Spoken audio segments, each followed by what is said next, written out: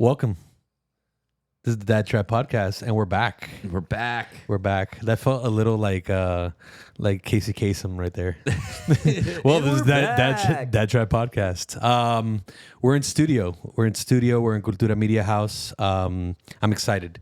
I've been excited to do this. I think we've been working a lot, both on our podcast, obviously, and we've had a little bit of a lull, but I'm excited to be in here doing this, being with you, and having Adrian on as our first guest in this little setup that we have here at Cultura Media House. So for those that don't know and that are tuning in fresh and new, this is the Dad Tribe Podcast. We really cover everything men's health, lifestyle, fatherhood, entrepreneurship, and kind of everything under that little sun or universe, as the word that we were using earlier. So my name is JC. I am a dad. I am an entrepreneur. I am co-founder and co-owner of Cultura Media House, and friend to John and friend to Adrian. Yeah, my name is John. I'm also a dad, hence Dad Tribe Podcast, and I'm super excited to be here all the way down in Miami for this Cultura grand reveal of the Dad Tribe. I think it's going to be a lot of fun. And then Adrian, the brilliant artist. Oh, wow. Thank you. Yeah, I'm going to try and keep your head a little bit small, but I appreciate that. I have to say, this is the first time we met in person, and I really do admire your art. I think it's very, very cool and very unique. But I'd love to hear what you think about yourself, maybe a little bit about you, so that maybe the people watching don't know who you are. Sure. Can get to know you a little bit. Oh, awesome. Well, thank you for that. That's quite an honor. I appreciate that. I'm so excited for this one too. And you told me we were going to do it yesterday at 10, and let's do it now if we're here and if everybody's getting ready. So we're taking advantage of that. And I'm just excited to be here. Adrian Lorenzo, also recently a dad. My little girl, Amalia, is 6 months now, 6 and change. So we're in the thick of it, but I don't know, man. It's anything dad related right now feels like the most relevant thing that I could talk about. So I lead with that. But beyond that, I'm an artist, a full-time artist now, but also a co-owner and a investor and proponent of Cultura Media House, which is our our content house, our media company, our umbrella under which multiple things are growing. The sports network, 786 Sports, which we just launched. What, JC? Yeah, about a month and a half ago officially. Official launch. I've been in development for about 6 months, and I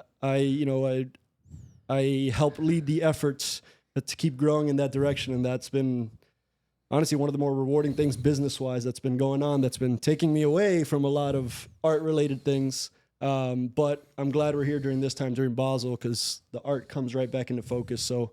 If I had to describe myself, a dad and now kind of like an entrepreneur trying to open 3 new businesses in the last couple of years. Yeah. So, and have them all flow concurrently and efficiently together, and watching them kind of weave in and out of each other.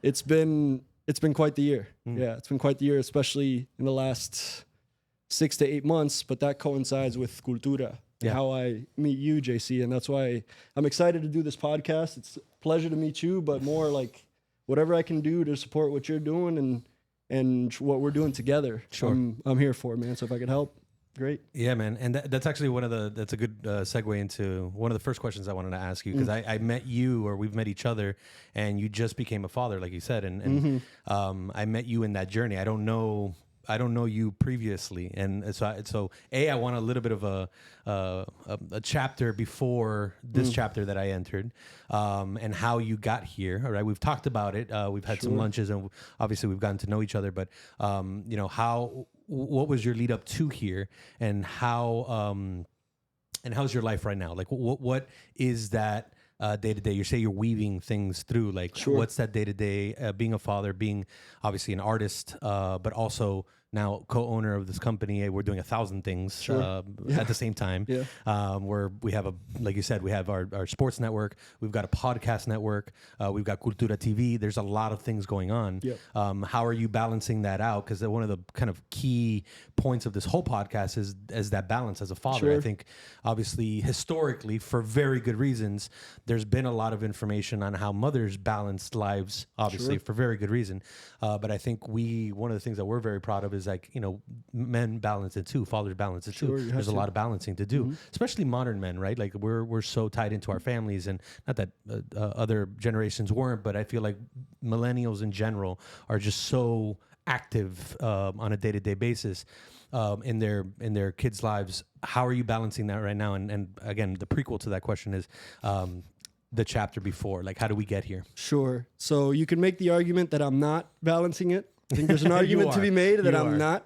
But I say that in jest, but also because it's a lot, right? And a lot of it is figuring it out as you go. Has said every dad that I've spoken to, like your experience is going to be completely unique to you no matter what. There's going to be some consistencies, but the context of your life is going to interplay with this now new thing of fatherhood. Yeah. And so you could argue my bandwidth was pushed to its limits before she got here, and now you guys know what happens once she gets here. Sure. So like there was very little room or margin before, and we've wedged a few things in along with the birth of my child. So you mentioned we met in, right around, I would say just April, May is when we first started having our first meetings. I was about 4 months into having this studio, which resulted from my knowledge that Amalia was coming.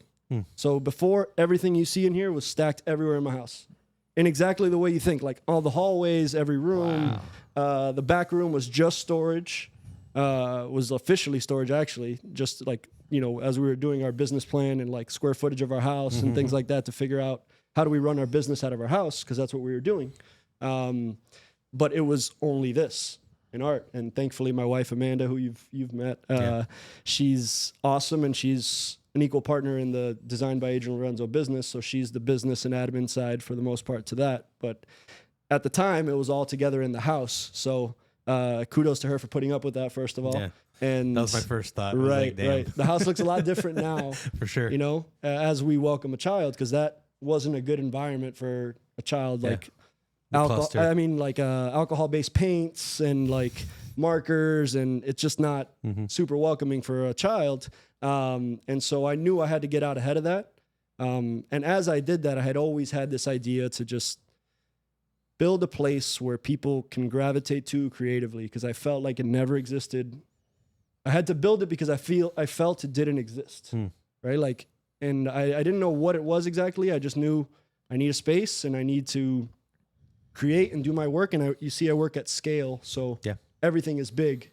And so that's hard. Storage becomes a primary issue right away.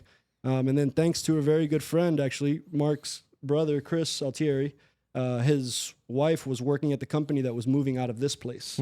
So like I just swapped right in to the following lease and have a really good relationship with the people here, and just started painting and working in here and just doing things.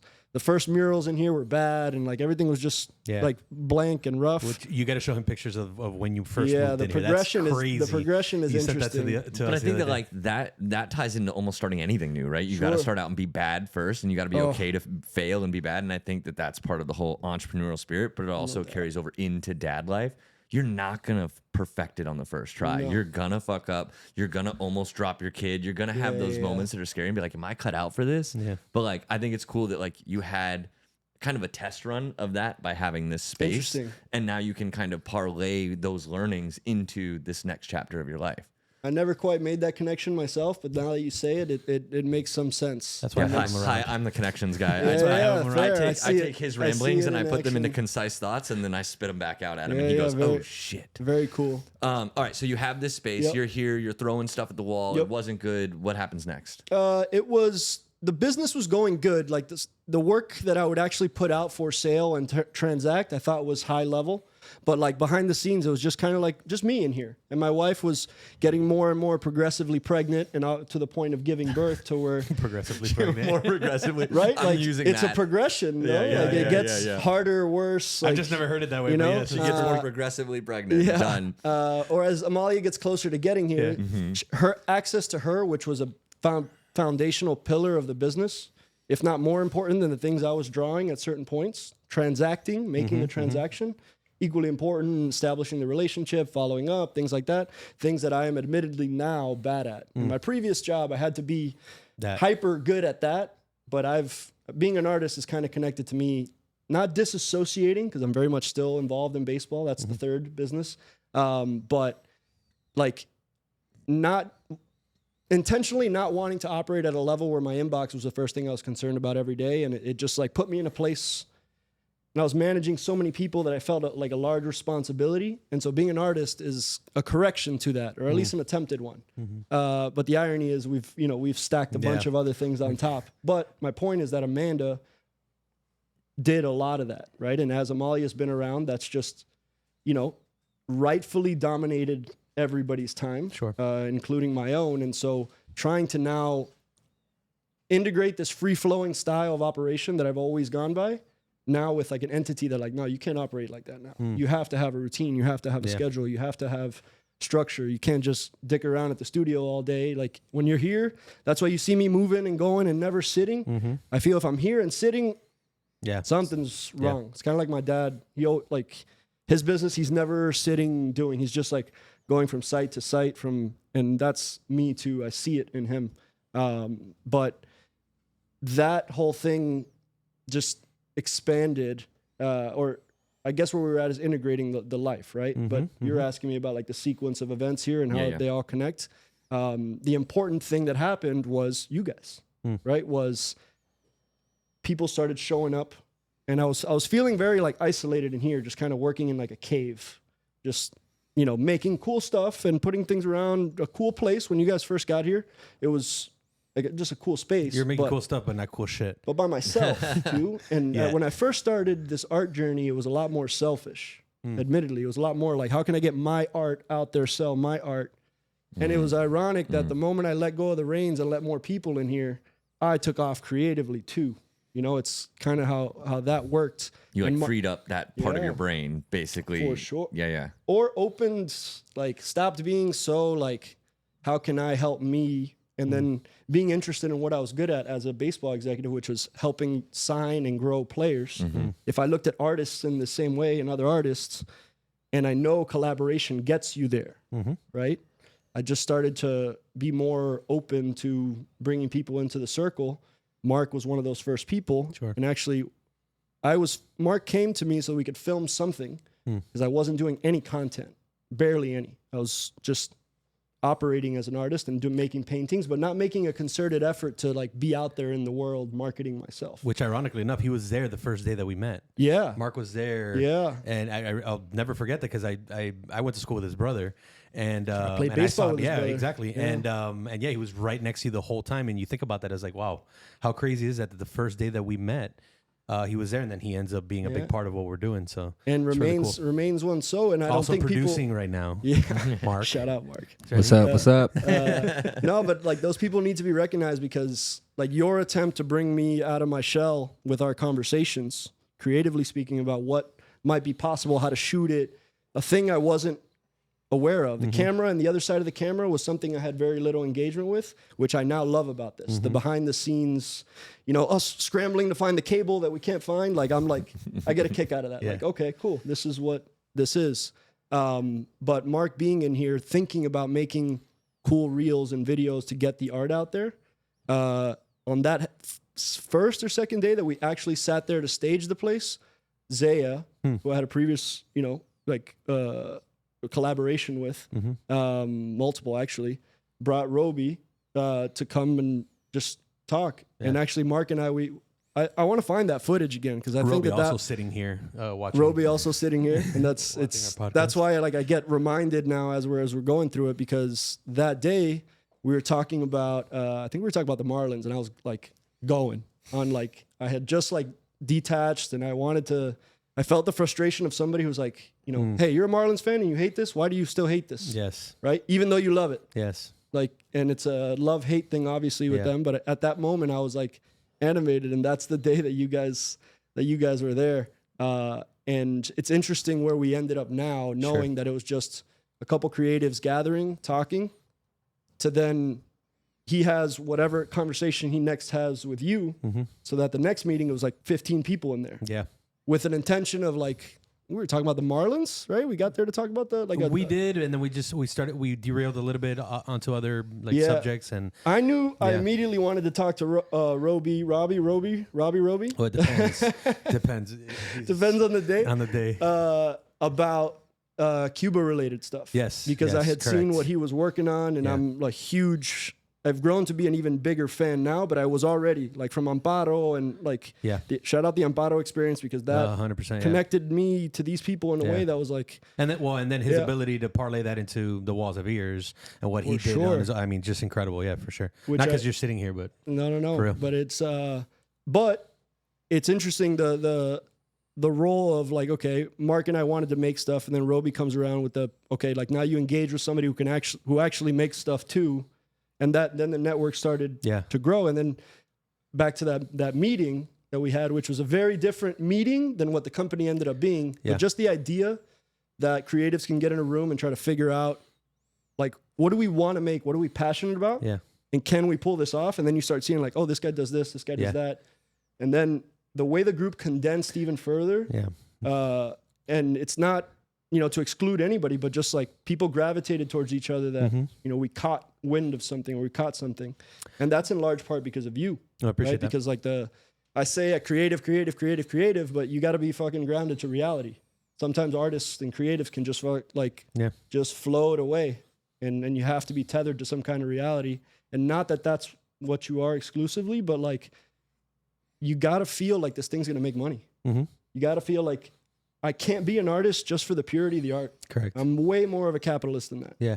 Like way more of a like. What's reality? Like at the end of the day, like they're just the dollars run out, and then you're like, oh shit, like, because people operate I'm off be creative with what, so you have to have a base, you have to have a platform. Yeah, passion is great, but it doesn't pay any bills. Correct. So there's a balance in that, and to kind of piggyback off of what you were saying, please. I think it's funny how and Roby and I have discussed this, how simultaneously he was having conversations with you about the Cuba and everything that you guys wanted to do, and I was having conversations with him obviously on what we our grand plan of the media company, and let's build these networks and let's do all these things and the creative agency and how we're going to build that, and interesting enough, that meeting was like it was the Cultura meeting. Like, to me, that was like even though it took a couple of weeks or maybe months for things to materialize, very organically, by the way, nothing was really forced. It was all organic. We always talk about this, like everything just kind of like melded into each other, molded into each other. But that was the meeting. Mm-hmm. Like, I always go back to that meeting here downstairs. You were downstairs, where again we almost had similar ideas and grand plans. Yours more on the creative side, and ours kind of on the creative side, but on the business side, like, hey, we could build this, we could, and how they just merged that day. I always revert back to that because that was a great day. I think to me that was the real beginning of Cultura Media and what we've built here and what we're building and what we've done. So yeah, I appreciate that, but I think everybody's been a part of this for sure. And then as it connects to the 786 sports stuff, which we could get to, like the original idea, like as I'm thinking about it, was my brother and I have always been really intrigued by sports related content, like quality sports related content, which is not an unsaturated market. Right. There's a lot of it, but coming from the sports world ourselves, which is our background, always talked about how it could be done at a certain level, how like a different lane and it could be done. And in that conversation is where, like, you don't know how much ahead of that one I was. Like the way you guys were on building a company like Cultura, I was that way about what we now have as 786 Sports. Yeah. That's what gets me fired up. Yeah.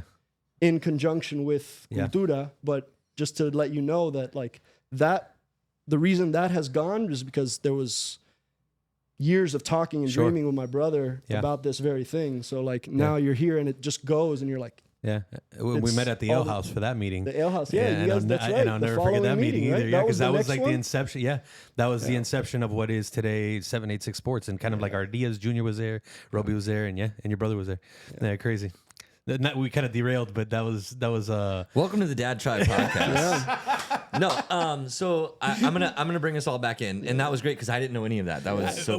Thank you for getting all the exposition. The funny part of all this is that he's been on, I would say, the outside looking in, but you really haven't been on the outside. You've been on the inside looking in because we've been doing this. I've been telling you everything going on, but the intricacies, the faces, the connections, the meetings. We haven't gone that deep in, and it's cool for you now, knowing all the outside stuff and the macro, to really dive deep into these little it's been really cool. Like a couple of the times when Jay's come down to visit and like sending me videos and stuff of the space as it's molded and manifested, and then you guys having Orlando in for the show and all that stuff. Like that was cool because like I kind of got like a behind the scenes thing because I know the guy who knows the guy. You know what I mean? So you got Cultura. Your daughter is coming in the last 6 months. I know that Jay and I have had an entire podcast talking about those first like 2 weeks, 3 months, 6 months. Like I'm going to ask you a question that's probably too big to answer. But what is like the biggest takeaway you've gotten so far in shifting from just artist, I say it with air quotes, to dad now? Like what is the one lesson that like you didn't know until your daughter was here? Time. A different appreciation of time. Damn. Great. Like just if I had to synthesize it all down, you live your life in a way where for a while there, it was me and my wife living a low overhead life. Like I was still working another, like I was, my transition into being an artist was a little more of a parachute, you know, just because I had the time to do things and like work till 5 a.m. if I wanted to, paint from 1 to 5 or wake up at 5 to go have a whole routine and do that if I wanted to on that day. But now that it's flipped and now she's here and like she deserves every like best effort that you got in the tank all the time.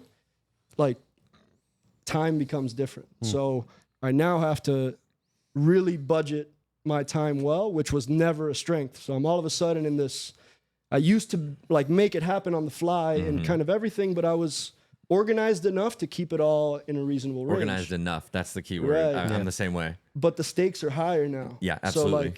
So like I'm still adjusting to that very much. But if I had to answer that, time is different. But in the best way. Like it's a great answer.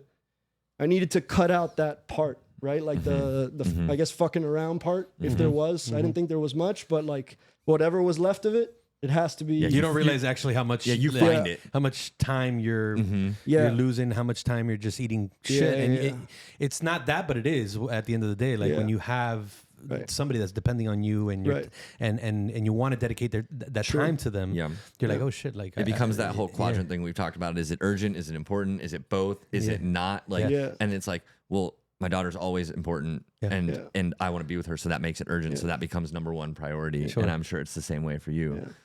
Time. So when you said time, I thought of something completely different. So I don't know if you guys all have iPhones, but my phone will often assault me with a video of all the pictures of my daughter since she's been born.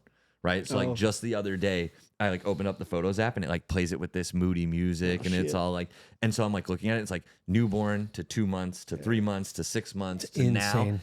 now. And it was like a 3-minute long video, and I downloaded it and I sent it to Megan, and she's like, "Why are you making me cry at work? Why are you doing this to me?" Because like time, not to be cheesy Space Jam, but time keeps on slipping, man. And so like I think that's a great answer, and I think that if you've already figured that out, you're way ahead of where JC and I were at 6 months in, because time, I was just trying to survive. I was just trying to keep my head above water.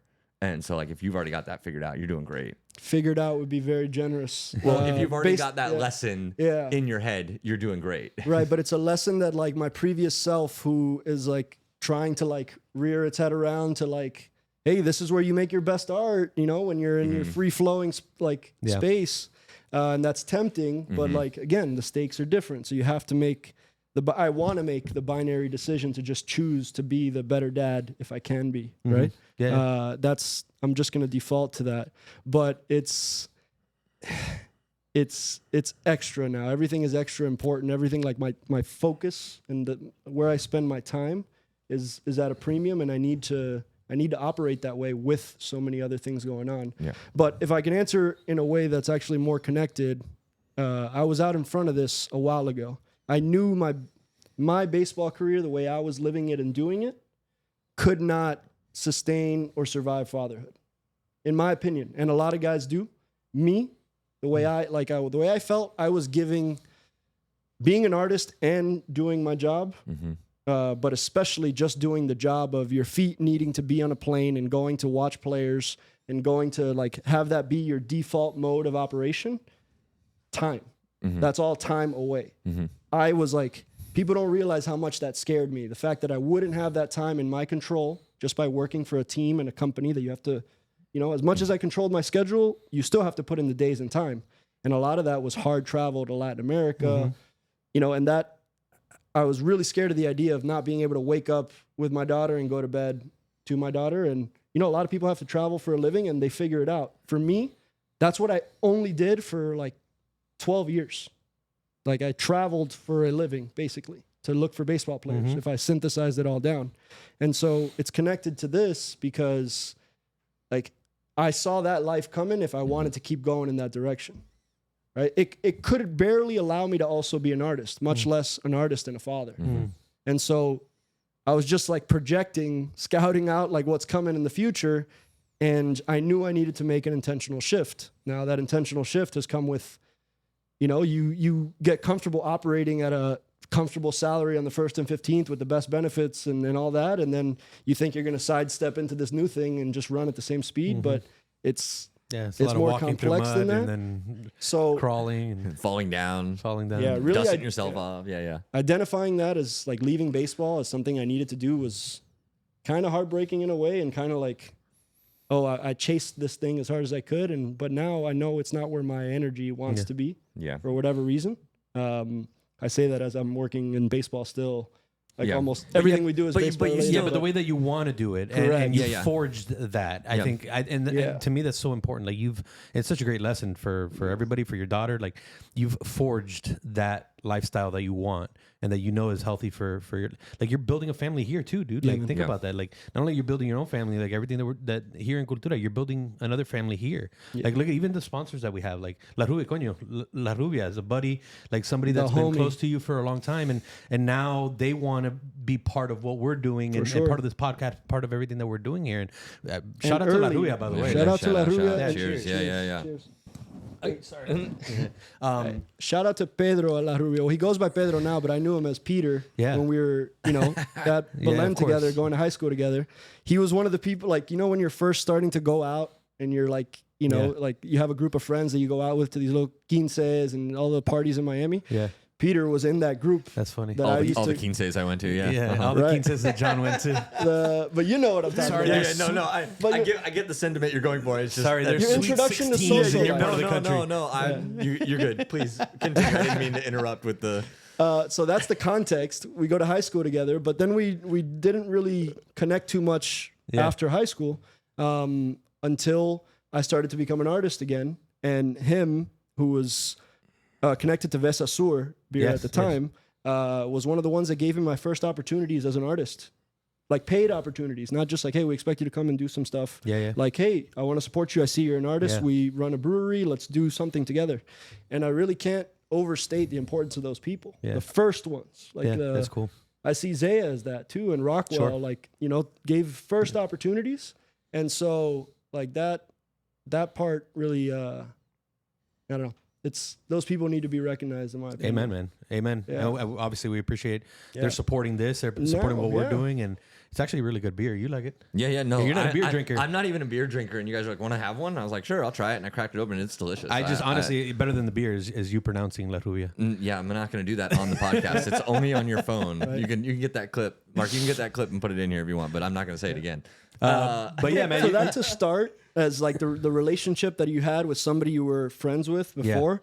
And now they're in a position to like make a collaboration happen. Yeah. And then to see where we are now, where there are one of our first like original sponsors. It's really cool, man. It's awesome. Like, and I feel, you know, I can't wait to do more things with them. And I also, as an artist, designer, it's not because I have to say this, because I don't. Like, it's a really clean aesthetic. Like, we're in graphic design now. We do this. We're thinking about this every day. Like the yellow and black with the pop of red. I appreciate those things. Agreed. Know? And I know they do. Because that's why this collaboration has kind of flourished, I think. So yeah, for sure. More to come. Yeah, and back to the point is like, you forged it. You've manifested all of this that you're putting together. It's for real, man. And I would say again, outside looking in, but I'm not anymore. I'm right there with you.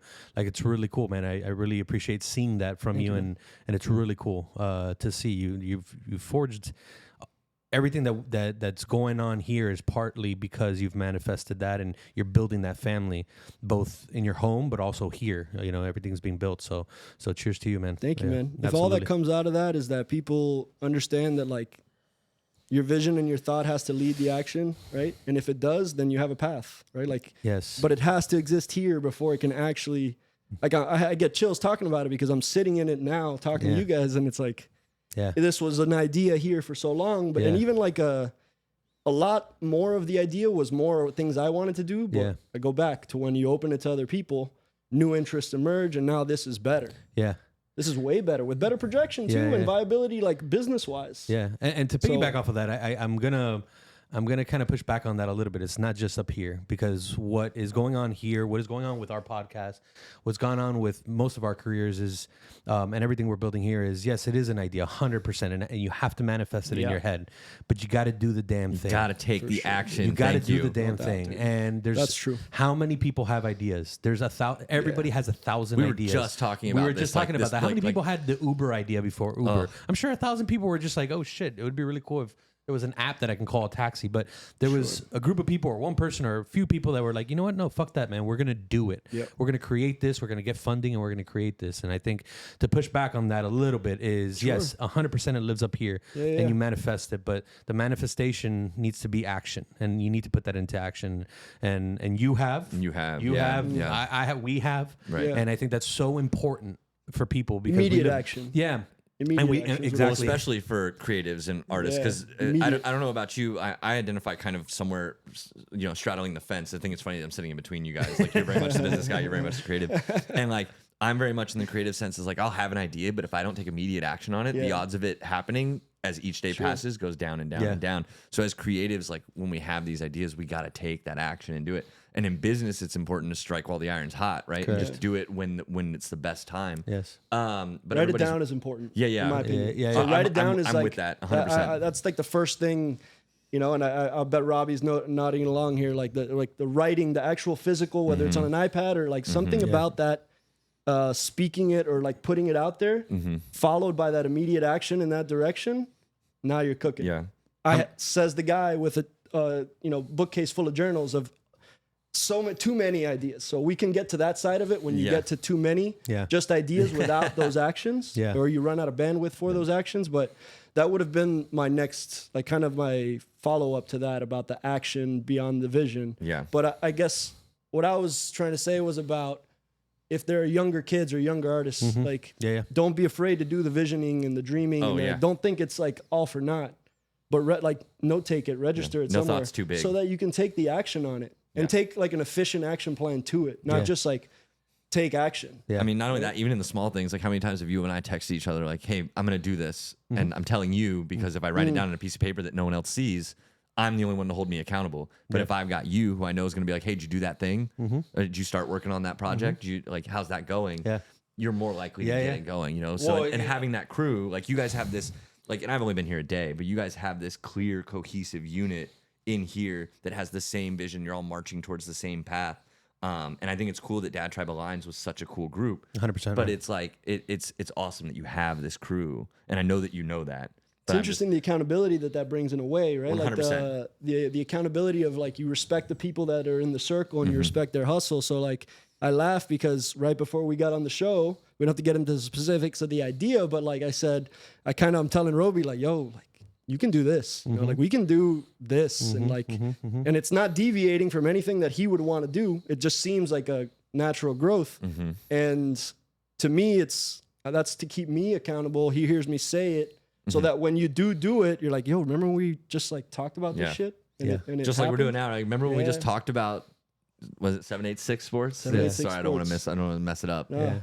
We were just talking about it, and now it's a thing. Now it's this awesome thing that you guys have. So, and 786 Sports, so that people understand, is everything with Miami is 305. Everything is always 305, and the this came out of was trying to do things in this direct, like with this identity, but just in a different direction. And I always had a 786 phone number growing up. Everybody wanted to rep the 305, but I'm like, I'm sitting here with, so it's authentic to us in a way that's like, it's true to you. And I think Cultura and 786 is under the Cultura umbrella, but as a whole tries to find like our own little path through it. And that's no disrespect to any other path. It's just finding our own path. That one, you know, and taking action on that path and finding validation on the other side of it. You know, people like you saying what you just said about it, like from the outside. That shit matters, man. Yeah, that shit matters. Yeah, it matters big time. It's funny to piggyback off of something that you said about keeping each other accountable. So it's a running joke. They all make fun of me for waking up so early and starting to send text messages so early.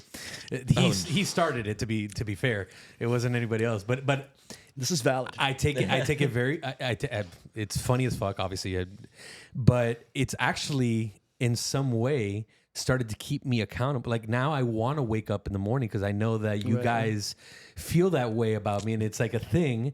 And I want to wake up in the morning, because I know that I'm more efficient in the morning. I love waking up in the morning anyways. I'm more efficient, and because of time, like we were talking about earlier, it's my best time. Like I can get my best work done. I can get my emails out. I can get everything out. And by the time all of you guys are getting up, like, or maybe you're up but you're not active, like, you know, checking your emails or whatever the case may be, I've already done my work. I already sent everybody what I need to. I've already sent stuff through Monday, which Roby loves, Monday.com. Shout out to Monday.com. Savage. You can't hear him, but Roby chuckled at that awful joke. Roby loves it. But I've almost, I know it's not a way for you guys to keep me accountable, but it has, just because it's a thing that we have. It's created an expectation. It's created an expectation where like You're now the I'm guy. like, now I'm like, I need to fucking wake You're up the at early 5. morning Like, guy. Yeah, you know what I mean? And it's just something. It's very organic in a way of keeping each other accountable. We don't like, you know, hey, you got to, but that's just a testament to what we've done is like just keep each other accountable, and we all want to do it for each other, man. Like for real, like it really is, you know. I get teammate vibes from here. Like I grew up in the baseball world. We all know did, where you like. You have like sorry, You single me out again, thanks. That's kind of genuine to almost everybody in our group that we all played baseball together, and I grew up with my friends were my baseball teammates, you know, and so I feel a sense of that here because you keep each other accountable in ways that you don't even realize. Like, so you may not know that you sending the 6 a.m. text and I'm giving you shit about it because everybody's still sleeping or not ready for that action yet.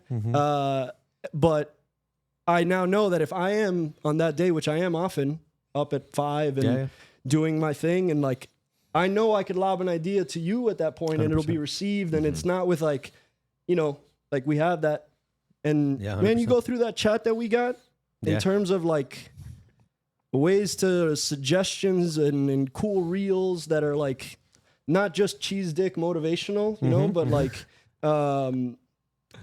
not just the cliche things, but things that'll grow the business or things that can make the content, the reel better, or the editing. Like, look at this style, look at what this guy's doing, and to feel like that's not just thrown into a void that's not considered. At least the stuff that you guys send.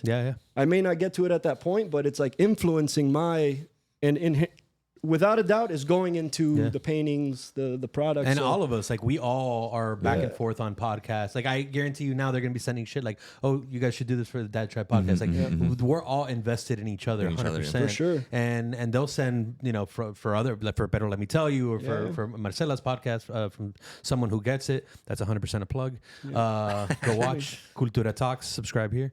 But for real, like we're always kind of like lobbing things for each other and for other podcasts and for the talent and for the creatives. So the rising tide argument to this, right? Like the rising tide lifts all boats kind of thing. There, to me, I see it, and it's cool to get behind that energy. Yeah, where you can like, it's not like, okay, what of the podcast concepts, let's say, can lead what we're doing, and that will inevitably happen. But the fact that you can kind of root for them all to grow, and their growth is your growth too. Yeah. You know, especially me, I'm biased because the art is kind of in all of it, but that was part of the vision too. Sure. Right. And so it's cool to be part of a group that it feels that way. Yeah. I'm going to bridge the gap once again. This is value alignment, guys.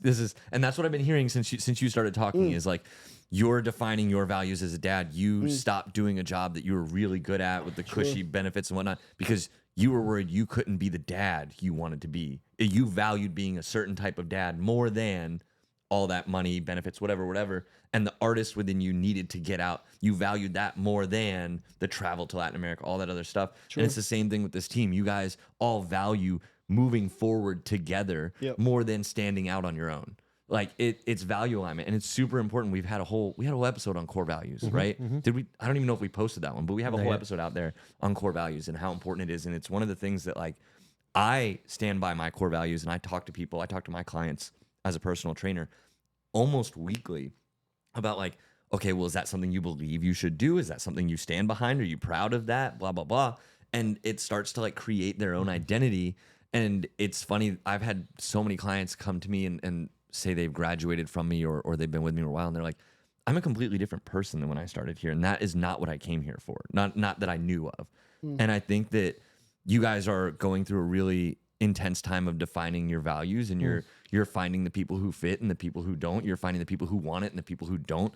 And you're going to find that as being a dad, the times that you're not willing to give up, with time being the number one commodity that you want, you're going to find that you're going to define these values, and there's just going to be non-negotiables about how you want to show up as a dad to your daughter, especially as she starts to be old enough to remember you, say your name, walk with you, hold your hand, laugh with you, all those things. Yeah. Because there's so much, even in just the next year, that she's going to change so much, and you're just going to relish and then struggle to do everything you can to hold on to. Sure. And I love talking to you guys. You about sound this like stuff. you're talking out of experience. No, oh, what? No, but it is because, like, not only did that video show me, like, all the physical stages that she went in, but it triggered all the memories of all the developmental and interactions and things we had, and how much, like, I'm so happy. Like, I've said this a million times. The only thing I like about having this cell phone is that at any moment I can capture a memory with my daughter. At any moment, I just hit this button and it turns into a camera, and now I can do whatever I want to get that Kodak moment. We didn't have that when we were kids. You had true. to have film. Damn, that's great. You had to have the camera with you. It had to be charged or something. Like, I don't have to worry about any of that. I just whip out my phone, and then I can send it to my entire family in a moment. Real time, yeah. Real time. So you're talking about losing time. My grandparents don't live in this state. They're going through a hard time. I send them a video of Peyton, and they're like, you have no idea how important that is to us. And it's massive.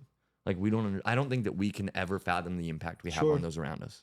Yeah. But not to get too preachy or start crying about my daughter. Such a good point. But it's a great point, bro. But 100%. I think that you guys are doing such a great job at finding people who align with your values, and you should keep pushing that direction. 100%. Yeah, I couldn't agree more with that. And what I'll add is that it needs to be like a proactive measure. Like, that's not as organic as it feels. There needs to be action behind, like, structuring the things 100%. that happen here, and not having it be a place of just loose, open creativity, but like focused effort in a focused. And there's time for that direction. loose, open creativity too, right? There's a lot of good things can come out of, like, just a meeting that, what do we need to talk about? I don't know. Here we go. That's most of our podcasts, right? It's like, sit down. What do you want to talk about? We'll figure it out. Yeah. We got an hour. Yeah, no, 100%. But I think it was a lot of that in the beginning, but as we've started to really hone in on what we're doing here, understand the power of what we're putting together, I think we've started to have a little bit more of that focus, because we're all going, okay, well, this, and this, and there's a power in that. There's also a power in the part of the collaboration between the creative and the business, right? And how there's nobody better that has done that than Disney, right? That is Disney. It's the storytelling with the business, and how they've been able to balance that out for 60 years now, 70 years, or 100 years, whatever. It's the visual storytelling. It's the visual storytelling. It's the storytelling, and everything they do, they lead with creative. Or historically, they've had hiccups where bad management, bad ownership has kind of deviated from that, but they lead with creative. But they also understand, like, hey, there's a bottom line, there's a balance sheet, and we have to understand, we got to respect that. And I think that's a little bit, obviously on a very smaller scale than Disney, but a little bit of what we're trying to do here, just a little bit smaller than Disney. But a little bit of what we're doing here, and it's that collaboration between the creative and the business. And it's so important because there is space for collaboration between creative and business. Mm-hmm. It could happen. It is happening. It just has to take the right people. You know what I mean? So, and those people have to make an attempt to understand the other side too, because it's like you use Disney, right? Like I feel like there's a lot of unknown creative companies that had the right creative juices and intention and all that, but like couldn't focus the efforts in a way to turn it into something that lets you do it Sure. in this spectacular way moving forward. You're mentioning Disney, right? Like, yeah, that's it. I love using those examples because I think we as humans have a yearning for things that are creatively put together, that are visually, aesthetically pleasing, music, art, paintings, like, I don't know. Humans' history shows us, even in the darkest of times, ironically, those things even get more precious and valuable. I mean, you think about like wartime art, the value of art during war, post and after, like that kind of thing. So I think I want to live in a world that appreciates those things further and that tries to like up the game and push it. And, you know, not that we're at that point necessarily yet, but there hence lies the dream of the projection. But I think I want to live in a world where the business that we're trying to build is possible. So even if it's past the point of delusion, I want to pull this off. Oh yeah. You know, because it's this should exist, and it should, like, my high school self should have known that this existed. Yeah. It would have, like, I would have ran right to it because I thought it was viable business wise. Now we just got to prove that it is, and that's where the where the business side ping pongs back over to that side, right? And if that's not strong, then you're just a bunch of artists, and nobody can justify their time here anymore. 100%. That's another time. It's not just my time. Yeah. Look at how many people spend their time here. Yeah. And not that they're not incentivized to be here, but also like not in the way a job does. Look at what shows up here on a weekly, daily basis of people who just like, oh man, this thing I've been wanting to doing since high school, or I've been doing lightly, or I'm already a creative, but this is a place for it to grow and blossom. I want to grab onto whatever that is. I know we have that vibe and energy going on here. And if we can pull it off on the business side, then we can keep doing it and scaling and getting bigger and better at it. Although, there's an argument to make. Bigger, better isn't necessarily what we're going for. For sure. Right? It's like, how can we still make the shit that we're passionate about making and chase that? Because I think if we ever stray from that, that's where everybody will organically kind of also be like, oh, we're not, it's not authentic to that thing we started this for. Agreed. I got 2 segues for that. One of them is that we got a little session at the end of this, actually one segue, at the end of every show, okay, because I think we've come to an organic stop here, that we do an underrated, overrated, and rated exactly where it needs to be. Okay. That's what the paddles are not for you. Well, they are for you, but not in the way you're used to. Okay. So this is a segment we play every game or every show. Like I said, overrated, underrated, and rated exactly where it needs to be. Okay. And it's just a topic that I'm going to shoot out, and you're going to put on your paddle if you feel that it's underrated, overrated, or rated where it needs to be, and we will discuss that topic and why. Okay. The topics range, but because you're here, I think it. And we've discussed this before, and we're all sports guys. I want to talk about baseball. Okay. I think that's a really good one for today. Okay. And I want to talk about Major League Baseball. So I'm familiar with it. Oh, I think so. I've heard of it. I think you've dabbled. I'm familiar. I think Major League Baseball in today's day and age, like the recent, I would say 4 to 5 years, overrated, underrated, or rated exactly where it needs to be. And I know you got a hot take on that one. Okay. Yeah. So I'm writing this, right? Yeah. Yeah. Write it down, and then we'll count down 3, 2, 1, and we'll show the cameras. JC only grabbed 2 markers with 3 people, so I'm just going to talk to you right now about how I don't follow baseball. So my value is very low in this argument. But you follow sports, so I think you're going to be good with this. No. You're not going to like my answer. Then it's going to be me and Adrian. Yeah, no, you guys. I'm just going to sit here and go, and then football, right? American football. 1, 2, 3. Way under. Yeah, I got under as well. All right, you're the guest. So, well, actually, you start. Hey, it's going to be quick. I put it exactly where it needs to be because I don't follow it and it doesn't do anything to interest me. So let it stay there. There you go. I'm going to go because I'm you're the expert in this. I'm the lesser expert. I've just followed baseball my entire life, but I'm going to go under. I feel like, and this is a really hot take, but I feel like baseball is having a resurgence. We've talked about this in the last 4 to 5 years. I think they're finally understanding that they need to lean into their stars. They're starting to promote their stars. in my opinion, in a better way. They've sped up the game a little bit. I think outside proponents of Major League Baseball have helped as well, banana ball, etc. There's a little bit of a youth movement, or not a little bit, a big youth movement. Maybe I see that at a higher scale because I'm from Miami. I only left a couple years ago. Now I live in Tampa. Two big baseball markets, huge baseball markets. So I see everywhere I go, every sports bar I go to, it's a bunch of kids with baseball uniforms. Like you see it, it's out there a lot. But I think underrated. I think the game is amazing. I think the stars right now in the game are really exciting, like insanely exciting. I think the style of baseball that's being played right now is incredible. You got guys like Jazz. You got Chisholm. You got obviously Ohtani. I mean, there's just incredible talent right now in the league, and it's starting to have a resurgence. When I ended my baseball career, I was 22 years old, 21 years old, 22 years old in college. I ended it. I had 2 shoulder surgeries, and I walked away from the game. Major League Baseball was giving me nothing. It was a boring game. The stars were Really, we were watching the Marlins, but we have our own history with the Marlins and the sales and everything that we've discussed with the Marlins and how they've hurt us. So I walked away from. They really did. I mean, if you're from Miami, you know exactly what that statement means. I know very little, but I understand where you're coming from. Just a bunch of sell-offs and the fire sales, the fire sales and whatnot, and they've really they killed the fan base, in my opinion. But that's my opinion. I just love the way they hurt you. They've hurt us. But he's not alone in that thought. No, he's hurt the fan base, but the way he said it made me chuckle. And I come at that 100% as a fan. But anyways, I walked away from baseball, and I would say, and my brother the same way. And I would say, when the last couple of years, we've started to slowly get back into the game. I can't say that I'm an avid watcher, like I've been watching football or basketball, specifically football, but I'm starting to get back into the game, and I'm starting to really, really enjoy the style of baseball. It's almost like an old school style of baseball, like the guys that are playing now. Like there's a little bit of that old school vibe and feel, and but that I think baseball right now is massively underrated, and I think it's coming up. And to me, in the next 4 to 5 years, it'll probably be it'll be up there with the footballs if they continue to do what they're doing and promote the stars, and good stars continue to come in and feed the game. I think baseball's in a really good position in the next couple of years.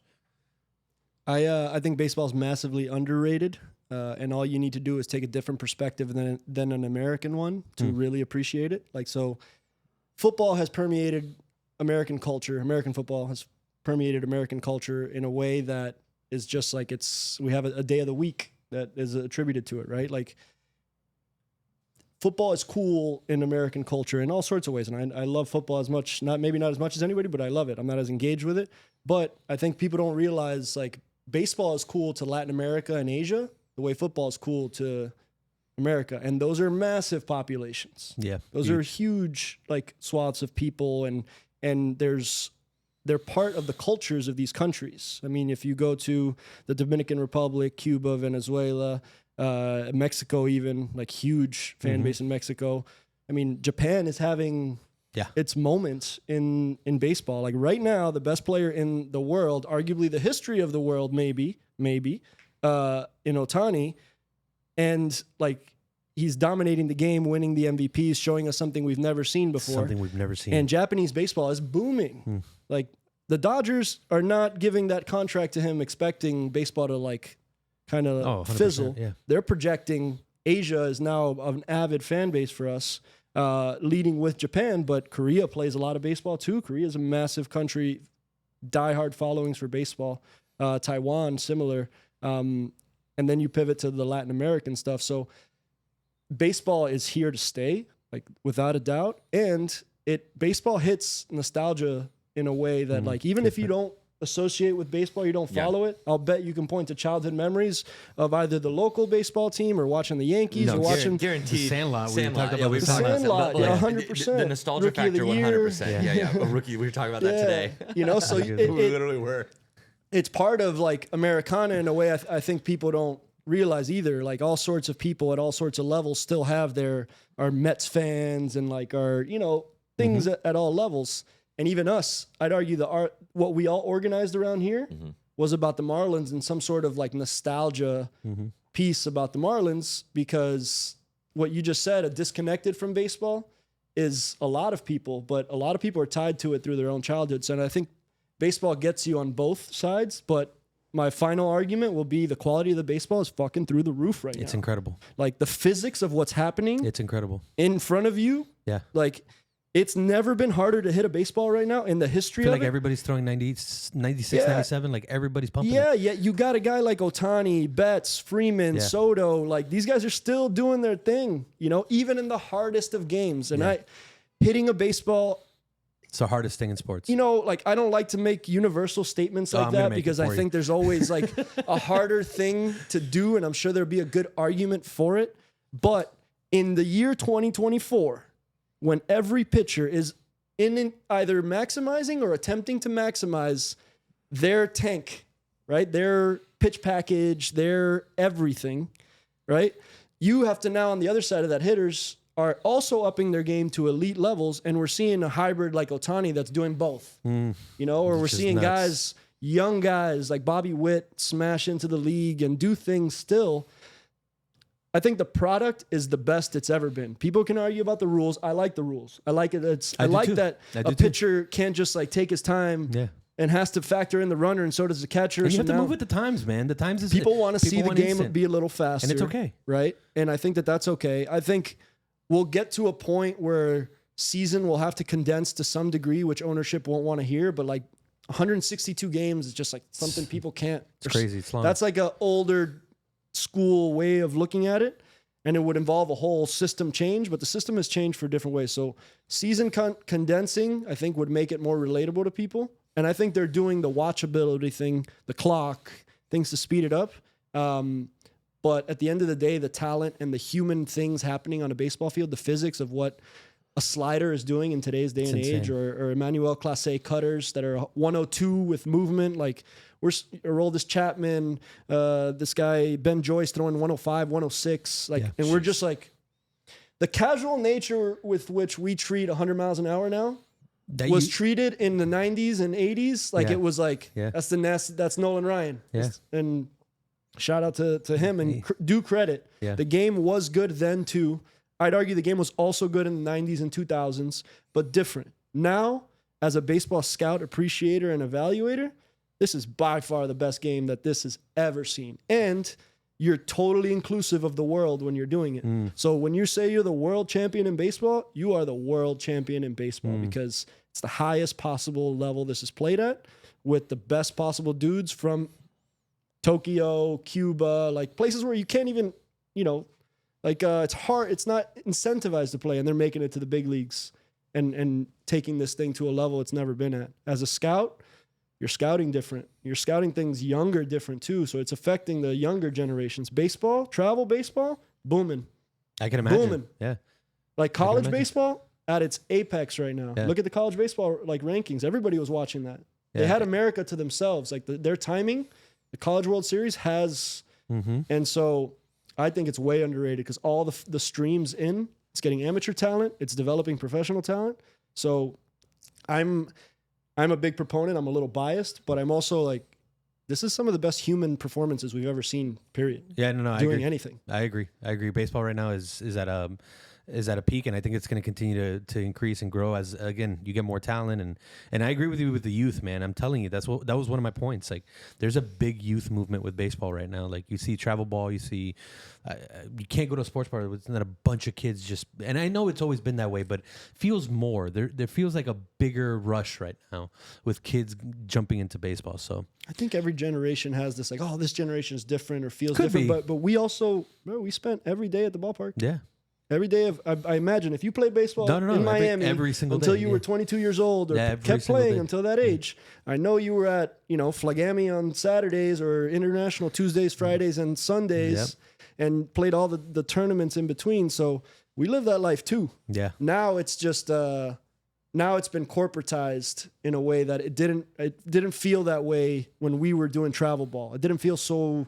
you go to Perfect Game and you go to, not to pick on them, but you go to this tournament, that tournament. Now you're on this team and there's become a whole track that everybody feels obligated to participate in, or your kid's not going to get seen. Like that part, I want to push back against, right? Like I don't like I want more attention on baseball, but I also don't want kids like professionalizing in baseball at 10 years old. when you're figuring out who you like, what you like, and if you like baseball, you're gonna gravitate towards baseball. To the point, like it's not stopping. Like it has to stop people from playing. There's too many kids playing baseball. Yeah. Like, and so I think underrated. Long-winded way of saying underrated. No, I love that answer, man.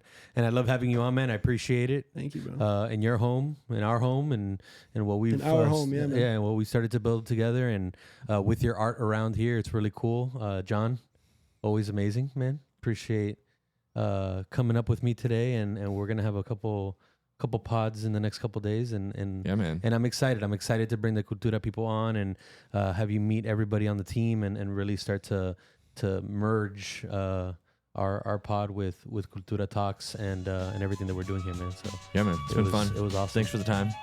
Appreciate it, man. Appreciate it, brother. Thank you. It's a wrap. Awesome, man.